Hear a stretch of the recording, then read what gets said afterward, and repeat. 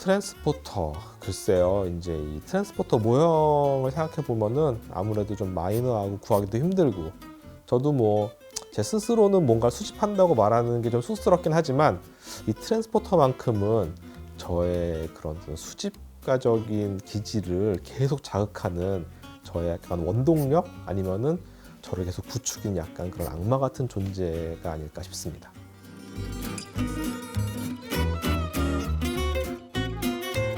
트랜스포트, 뭐 그 영어 동사 말 그대로 운반하는 차량입니다. 상용차를 정말 전문적으로 한 서적에서도 이 트랜스포터는 약간 그 중간 회색지대에 있는 존재라 가지고 어느 쪽에서도 구체적으로 언급이 되지 않아요. 기괴한 변종, 그런 존재예요. 왜냐하면은 그 어떤 물건을 적재할 때 그 트럭 같은 높은 이제 짐칸에 싣는 것보다는 좀 더 이렇게 낮게 올리는 게 더 편하기 때문에 트랜스포터는 말 그대로 운반하는 차량이지만 경주용 자동차를 조금 더 편하게 넣기 위해서 트럭을 개조한 트랜스포터보다는 사실은 버스를 개조한 트랜스포터가 훨씬 많아요. 소중한 경주용 차를 경기장까지 직접 몰고 가는 거는 정말 경쟁력을 스스로 상실하는 행위였을 겁니다. 차가 소모될 테니까요.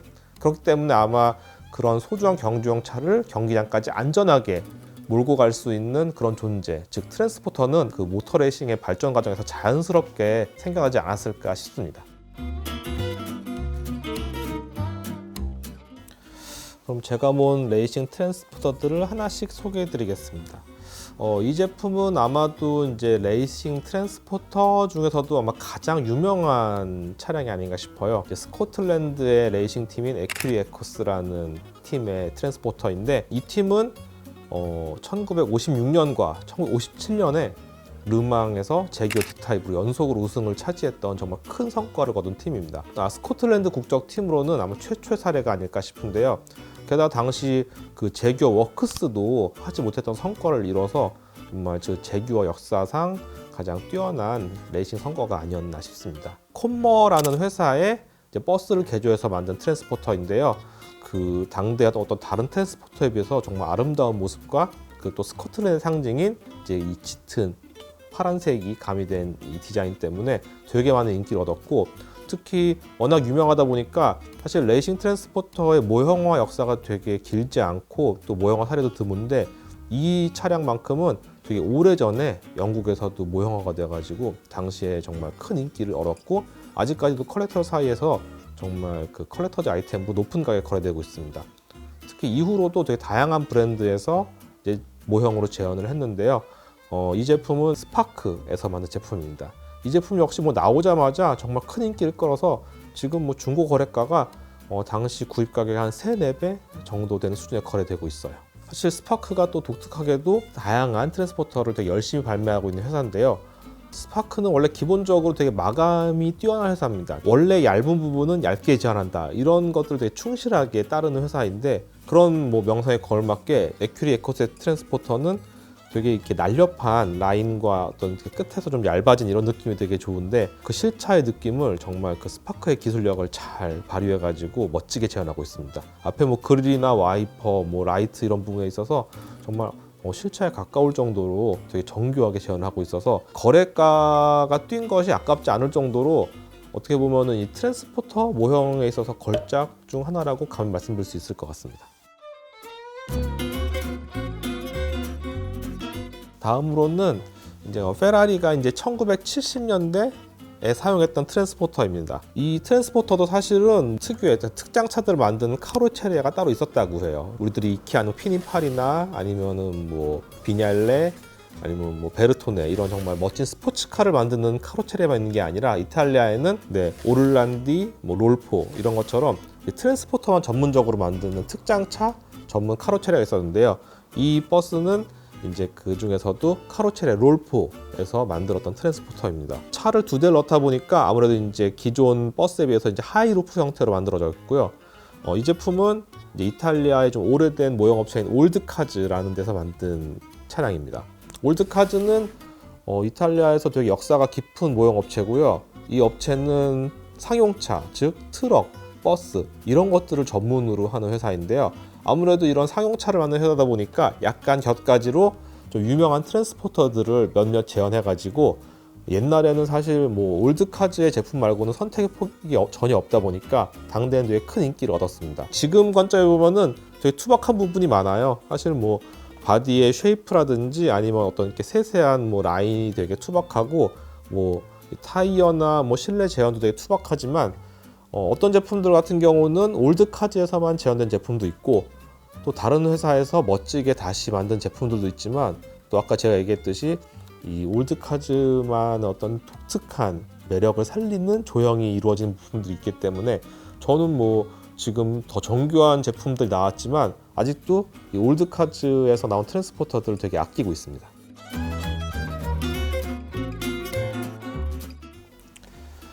다음은 이제 포르쉐에서 1950년대 말 그리고 60년대 초에 사용했던 트랜스포터입니다. MAN이라는 상용차 회사에서 만든 트랜스포터고요.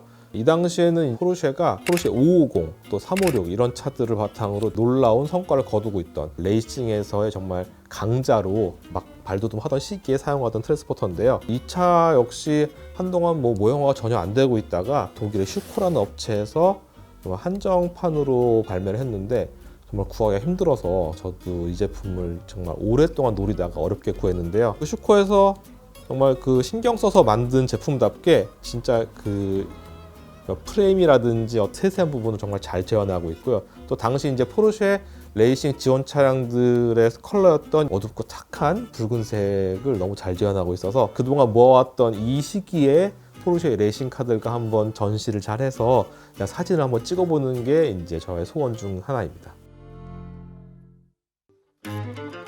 이거는 사실은 저도 이제 입수를 해놓고서 와, 과연 이게 이렇게 제품화가 되는구나 싶었던 차량인데 한번 보여드릴게요. 네, 뭐 다른 트랜스포터 제가 이미 보여드렸지만 약간 더 화려하면서도 좀 더 뭔가 좀 덜 실용적인 그런 이제 쉐이프가 있는데요. 이 차는 이제 스페인의 이제 상용차 회사인 페가소에서 만들었던 트랜스포터입니다. 이제 그 페가소에서 만들었던 G401이라는 버스의 셰시를 가져와서 만든 트랜스포터인데요. 이제 1950년대 초였던 걸로 기억하고 있습니다. 당시 이제 스페인을 지배하고 있던 이제 프랑코 총통은 모터스포츠에서의 성공을 국가적인 홍보 기회, 약간 프로파간다로 사용하고자 하는 마음이 있었나 봐요. 그래서 이 페가소 회사한테 스포츠카를 개발해서 뭐 르망 이런 국제적인 자동차 경주대회에서 우승을 해서 한번 이제 국위를 선양해 봐라 이런 지시를 내렸다고 합니다. 그래서 페가소는 부랴부랴 스포츠카를 만들었는데 사실 외관만큼은 정말 뛰어난 차량이 나왔어요. 아직도 이제 공쿠르 델라강스 같은 이런 클래식카 행사에서 정말 가장 아름다운 차로 뽑히기도 하고 그런 멋진 차를 만들었는데 아무래도 노하우가 부족하다 보니까 당시에 뭐 뛰어난 뭐 페라리나 마제라티 같은 차들하고는 경쟁이 되지가 않았어요. 또 역시 노하우가 없다 보니까 생산 코스트는 높고 성능은 나오지 않고 또 레이싱에서 어떤 성공이 뒷받침되지 않으니까 일반 판매도 시원치 않았습니다. 그래서 그들의 스포츠카였던 G102 이런 시리즈들은 정말 단명하고 말았는데요. 이제 이 트랜스포터는 그러한 경주용 차들을 이제 국제적인 이제 자동차 경기에 데려가려고 만들었던 트랜스포터입니다. 사실 트랜스포터가 워낙에도 모형화가 안 되는데 그나마 모형화 되는 건 뭐 페라리나 마제라티 같은 유명한 팀의 유명한 트랜스포터들만 이제 제품화 됐거든요. 하지만 이 페가소는 정말 아무런 성과를 거두지 못했습니다. 그냥 지금도 뭐 관련 리뷰를 보면은 성능 쪽은 그냥 혹평일색이에요. 그냥 봐줄 게 없다는 정도예요. 그럼에도 불구하고 이 트랜스포터가 제품화 돼가지고 저는 이걸 구하기 위해서 정말 엄청난 노력을 했는데 알고 보니까 이게 나오게 된 계기가 스페인에서 요즘 좀 유행하는 방식인데 이제 월 구독 방식으로 매달 모형과 함께 자료지를 받는 그런 이제 프로그램이 있어요. 이제 그거를 전부 구독한 사람들에게 일종의 특전, 약간 스페셜 기프트 같은 느낌으로 이 모형을 이제 구독자들의 선물로 준 거더라고요. 그러다 보니까 그걸 전부 구독한 사람만 이걸 받을 수 있어서 이걸 보유한 사람들이 별로 없고 정말 이걸 중고로 내놓은 사람들로부터만 구할 수 있었는데 정말 최근에 운 좋게 이 모형을 입수하게 돼가지고 여러분들에게 소개를 시켜드릴 수 있게 되었습니다. 이 모형의 정말 독특한 별명인데 그걸 깜빡할 뻔했네요. 이게 유선형으로 쫙 뽑혀 있다 보니까 공식 명칭은 아니고 페가소 직원들은 차를 바칼라오, 즉 스페인어로 대구라고 불렀다고 합니다. 정말 그 처음에 저도 볼 때 정말 이 둥글고 유선형인 모양이 정말 약간 좀 물고기 같나 했는데 정말 이 트랜스포터에 너무 어울리는 별명이 아닌가 싶습니다. 국내에서 구하는 거는 거의 불가능하다고 보셔야죠. 저와 비슷한 트랜스포터를 모으는 사람이라든지 아니면 잠깐 관심이 있어 구입했다가 흥미가 없어서 이제 중고로 방출하는 분을 통해서 구입할 수 있겠지만, 사실 가장 빠르고 현실적인 방법은 이제 해외 루트를 통해서 구하는 방법입니다. 이베이라든지 아니면 일본의 야후 옥션, 아니면 이런 모형들 전문으로 취급하는 해외 샵을 통해서 구하는 거고요. 마이너한 아이템이다 보니까 집요한 검색만이 답입니다. 특히 이베이 같은 경우도 이베이닷컴으로만 검색하면 나오지 않는 것들이 있어요. 그러면은 국가별 이베이를 다 뒤져야 됩니다. 이걸 다 뒤지다 보면은 나오긴 나와요. 하지만 한국까지 안 보내주는 경우가 있습니다. 그러면 이메일을 보내야죠. 또 이베이 내에 또 메시지를 보내는 게 있으니까 한국에 좀 보내달라. 그러면 보내주는 분들도 있고 안 보내주는 분들도 있고, 하지만 원하고 두드리면 열리기 때문에 일단 존재하면은 어떻게든 구할 수 있어가지고요. 정말 집요한 검색만이 유일한 팁이라고 할 수 있겠습니다.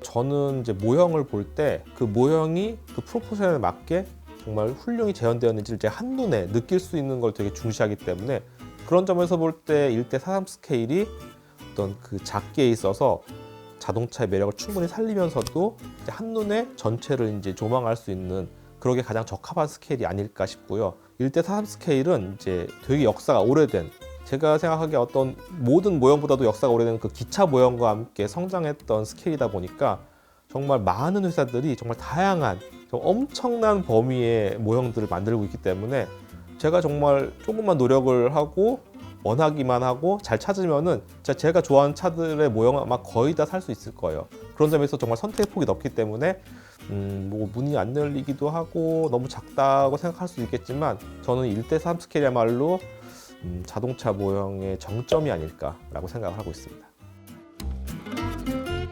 계속해서 구독, 좋아요 눌러주시고, 그리고 영상이 나오는 걸 바로 아실 수 있으려면 알림도 설정해 주시면 좋겠죠? 부탁드리겠습니다.